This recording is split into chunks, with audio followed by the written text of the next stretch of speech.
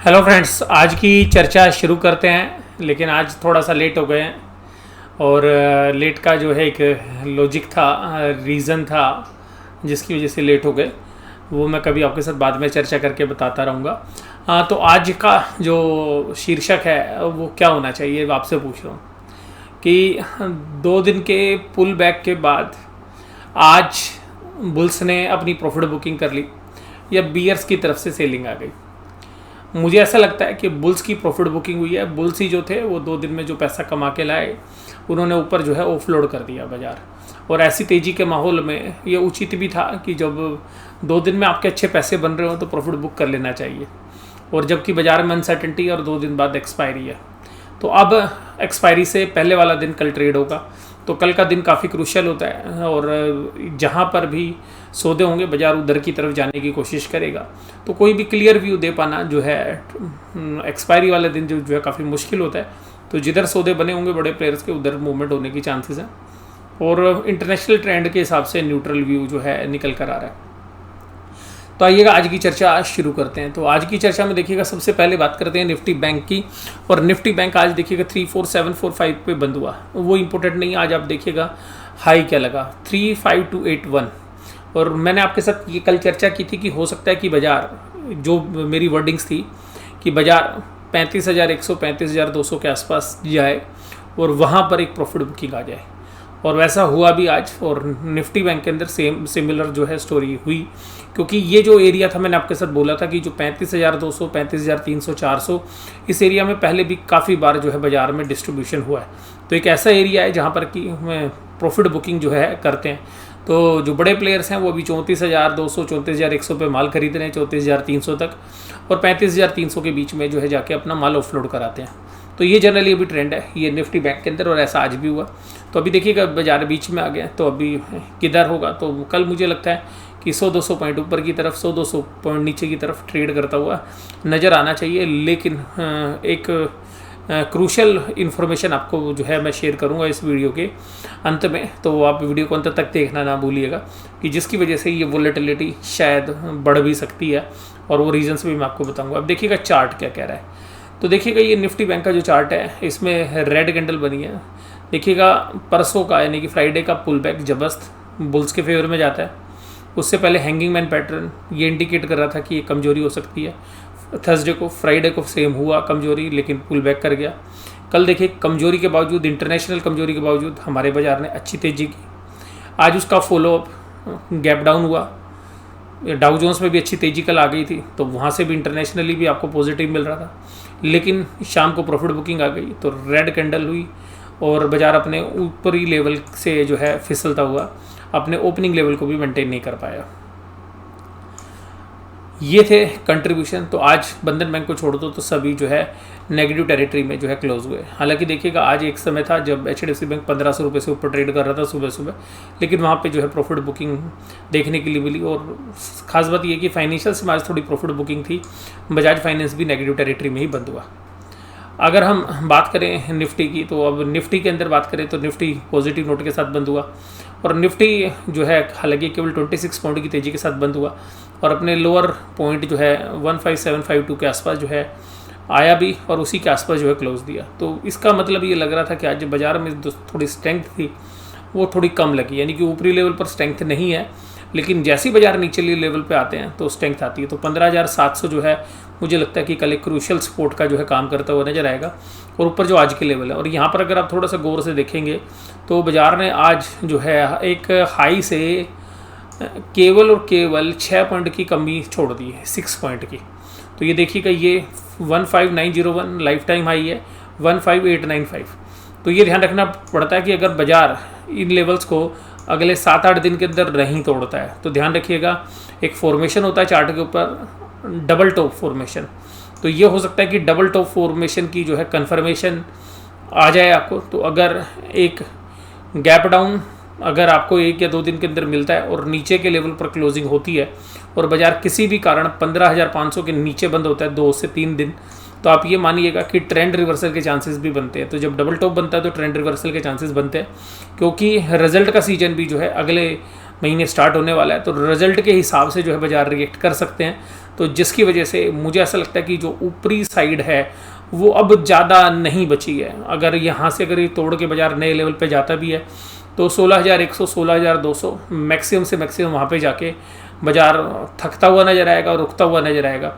और नीचे की तरफ देखिएगा 15,500 एक अहम सपोर्ट है आज की डेट में भी। अगर आप ये मान के चलेंगे कि बुल्स जो है कभी थके हुए माने जाएंगे जब 15,500 के नीचे, अभी भी बाजार बुल्स के ही कंट्रोल में है अगर बाजार के अंदर देखें तो। आज हालांकि कुछ शेयर्स में जो है एकदम अचानक जो है सेलिंग शुरू हुई, जो मोमेंटम स्टॉक है उसमें से आज एक CDSL का शेयर जो हमारे पोर्टफोलियो में भी रहता है, तो उसके अंदर एक अचानक से एक बड़ी ऊपर से एक अच्छे वॉल्यूम के साथ सेलिंग हुई। हालांकि वो पुल बैक कर गया क्योंकि बुल मार्केट मोमेंटम है। तो ऐसा लगा कि जैसा किसी स्मार्ट प्लेयर ने ऊपर के लेवल पे बहुत अच्छी प्रॉफिट बुकिंग CDSL के शेयर में की। तो जो भी लोग हमारे CDSL के जो इन्वेस्टर्स हैं या जो ट्रेडर्स हैं वो इस बात को ध्यान रखिएगा कि CDSL के अंदर एक अच्छी खासी प्रॉफिट बुकिंग आज देखने के लिए मिली है। तो जनरली जब बाजार का टॉप बन रहा होता है तो इसी तरीके से कुछ चुनिंदा शेयर्स में बदल कर प्रॉफिट बुकिंग होती रहती है। तो कल भी आप ध्यान रखिएगा कि कुछ मोमेंटम स्टॉक्स जो हो सकते हैं जिनमें ऊपरी लेवल से प्रॉफिट बुकिंग देखने के लिए मिले, और अगर ये कार्रवाई अगले 7-8-10 दिन तक चलती है कि कुछ जो मोमेंटम वाले जो स्टॉक्स हैं उनमें प्रॉफिट बुकिंग ऊपरी लेवल पर होनी शुरू हो जाती है वॉल्यूम के साथ, तो फिर ये आप मान के चलिएगा कि बाजार का ट्रेंड जो है रिवर्स हो सकता है। तो यहाँ पर देखिएगा निफ्टी के मामले में मैंने आपके साथ बात की। निफ्टी में जो आज तेजी थी वो मारुति सुजुकी के अंदर थी, और उसके बाद इन्फोसिस, L&T, श्री सीमेंट और TCS यहाँ पर तेजी जो है बनी रही। इसके अलावा Bajaj finance, Reliance, Asian paints, HDFC bank और नेस्ले ये कमजोरी के साथ थे। तो मैंने अभी आपके साथ जैसे भी चर्चा की कि बजाज फाइनेंस आज नेगेटिव था। मार्केट ब्रेड्थ की बात भी करें तो आज जो है एडवांसेज जो हैं सुबह तो देखिएगा चांद पे थे, लेकिन शाम आते आते जो है हवा में आ गए, तो काफ़ी संख्या घट गई। हालांकि डिक्लाइन जो है वो बढ़ते रहे। हालांकि ऐसा नहीं था कि बाजार कमज़ोर है, लेकिन ब्रॉडर मार्केट भी अब जो है थोड़ी सी थक रही है, क्योंकि इतनी बड़ी रैली के बाद जो है बाजार थोड़ा सा प्रॉफिट बुक करने के लिए रुकता भी है। तो हो सकता है कि ब्रॉडर मार्केट में भी इस एक्सपायरी के बाद रिजल्ट क्योंकि 11-12 तारीख से शुरू हो जाएंगे, तो वहाँ तक जो है बड़े प्लेयर्स अपनी पोजीशन एडजस्ट करते हुए आपको नज़र आ सकते हैं। अगर बड़े प्लेयर्स की भी बात करें तो FIs ने देखिएगा आज फिर सेलिंग की, लेकिन FIs की सेलिंग से देखिएगा हमारा बाजार डरता नहीं है अब। हाँ, लेकिन DIs ने जो है बाइंग की, तो करीबन 700 करोड़ की नेट सेलिंग आपको कैश में देखने के लिए मिली।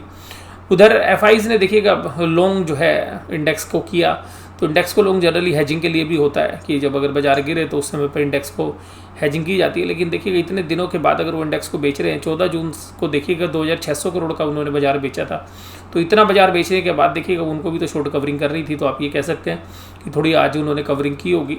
और इसके अलावा अगर हम स्टॉक फ्यूचर्स की बात करें तो स्टॉक फ्यूचर्स में भी आज उन्होंने सेलिंग की 337 की। तो अल्टीमेटली FIs की तरफ से भी डेटा जो है कोई पॉजिटिव नहीं है। लेकिन आज की डेटा में हम मार्केट के अंदर FIs के अलावा हमारे जो मिस्टर इंडिया है वो काफ़ी बड़ा जो है रोल प्ले करते हैं। इसी तरीके से Maruti Suzuki 5%, UPL 3%, Shri cement 3%, Wipro 2.5%, SBI life 2.5%, L&T 2%, Adani ports 1.62%। इस तरीके की तेज़ी जो है देखने के लिए मिली। और अदानी में भी मैंने कल आपके साथ बात की थी कि बाजार ऊपर से खुलेगा तो अदानी जो है ऊपर के लेवल पे जाएगा। तो तीसरा दिन था, तो यहाँ पे थोड़ी प्रॉफिट बुकिंग हो सकती है, और ऐसा हुआ भी। 761 रुपये जो है सुबह लगाए, और उसके बाद जो है प्रॉफिट बुकिंग आ गई, तो करीबन वहाँ से 15-16 रुपये जो है नीचे ही बंद हुआ। तो हालांकि बाजार का ट्रेंड भी वैसे ही था, बट ये थोड़ा लाजमी भी था। इसी तरीके से Asian Paints, Bajaj finance, Nestle, Hindustan Lever, Kotak Mahindra bank, IndusInd bank, Sun Pharma, Bharti Airtel, Cipla, इस तरीके के जो शेयर्स थे वो आज कमजोरी के साथ बंद हुए। इसके बाद ऑप्शन चेन क्या कहती है, देखिएगा निफ्टी की ऑप्शन चेन क्या कहती है। निफ्टी की ऑप्शन चेन कह रही है कि 15,700 पे ये सबसे ज़्यादा ऊपर इंटरेस्ट है जो नियर में देखा जाए तो। इसके अलावा 15,800, तो 15,800, हालांकि 15,800 की पुट के अंदर 39 कॉन्टैक्ट है और 68 कॉन्टैक्ट है, 68,000 कॉन्टैक्ट हैं कॉल के अंदर। तो इसका मतलब है 15,800 पे एक रेजिस्टेंस हो गया। 15,900 पे आज 27,000 कॉन्टैक्ट और लिखे गए, 16,000 पे। तो इस महीने के लिए मुझे ऐसा लगता है कि 16,000 जो है, अब 2 दिन बचे हैं एक्सपायरी के, तो 2 दिन के अंदर जो मेजर रेजिस्टेंस है वो तीनों है, 15,800, 15,900 और 16,000। तो ये जो ओपन इंटरेस्ट है जिस तरीके से आज बिल्डअप हुआ है, तो मुझे तो पर्सनली ऐसा लगता है कि शायद यहाँ पर जो एक्सपायरी आज के कल के डेटा भी हालांकि इंपॉर्टेंट रहेंगे, 15,800 शायद कैप कर दिया जाएगा बाजार के अंदर। और अब नीचे की तरफ देखें तो 15,700 पर एक अच्छा ओपन इंटरेस्ट है, 37,000 कॉन्टैक्ट है।